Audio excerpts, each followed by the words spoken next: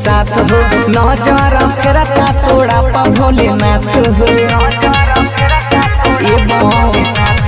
जलवा चढ़ावे अइहो दोनों जीव साथ हो नजर करता तोड़ा पा भोलेनाथ हो खूब अनधन होइता पड़ता न कुछो दान पुण्य करब आइल छह बोलबा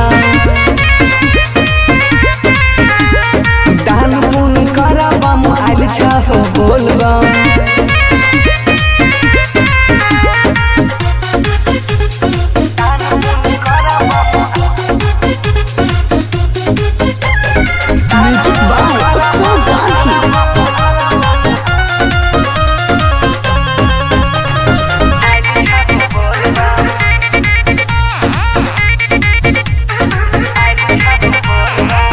नगद नहीं छाता कड़ा पे फोन पर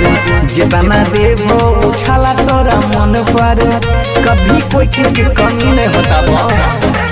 नगद नहीं छाता कड़ा पे फोन पर जितना देवो उछाला तोरा मन पर खुशी से मांगे छिया तोरा से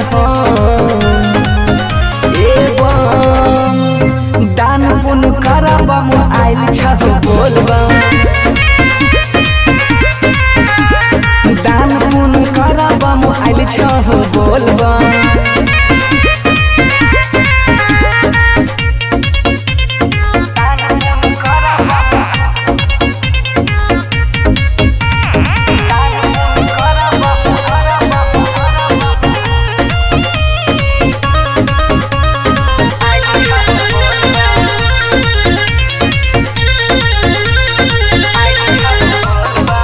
दान पुण्य कहिला से कमी न होइता